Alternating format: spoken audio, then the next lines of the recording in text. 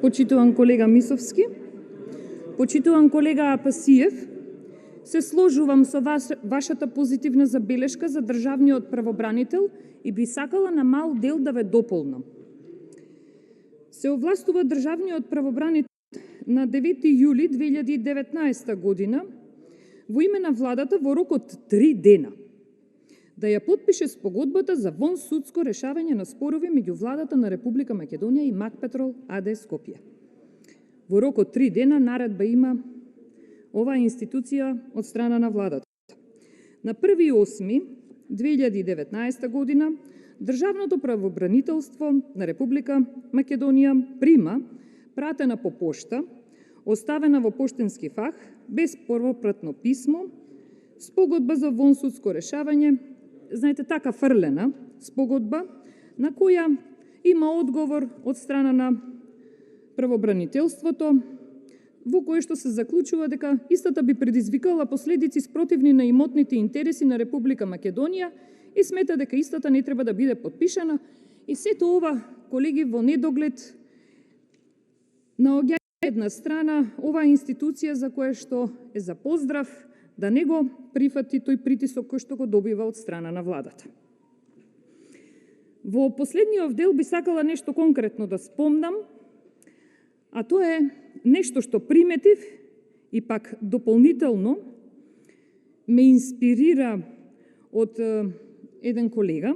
Статистиката и евиденцијата која во ова собрание ја води колегата, портпарол на Социјалдемократскиот сојуз, па и јас сега морам да забележам дека присуството на пратениците од владачкото мнозинство е поделено во 2 смени.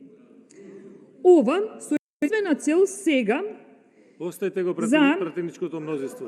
Ве молам, колега, да не ме прекинувате додека зборувам, бидејќи и вие овде го нарушувате... Не, вие дозволете ми да ви кажам. Не, јас ви кажам што го треба да нарушувате направите. членот 90. Став 4. Јас ќе ви давам збор да продолжи. Не е мојата забелешка сега кон вас. Кон пратениците кои што дофрлаат недолично од место. Но вие мене ме прекинавте. Седете си на место и почитувајте го редот согласно деловникот. Сите имаме подпишано етички кодекс. А тоа што го правиш Јанушев не е коректно. Вчера бевме 24 декември. Јас го памтам многу убав тој настан. Седите на место и однесувате се согласно етичкиот кодекс. Тоа што го правите е недолично. Повелете. Повелете.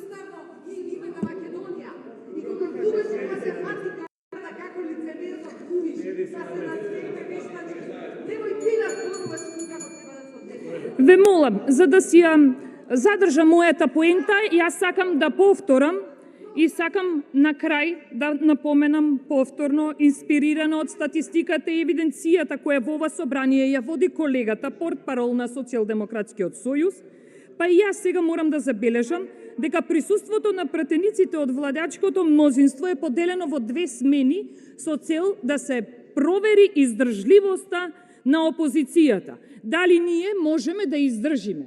Колеги, можеме да издржиме. Можеме многу повеќе да издржиме, а верувам дека со сето ова се сложува колегата Апасиев. Ви благодарам. Да знаете колку јас сум издржал ова собрание и колку можам да издржам, нема да ви се верува. Има реплика пратеничката Даниела Ристова.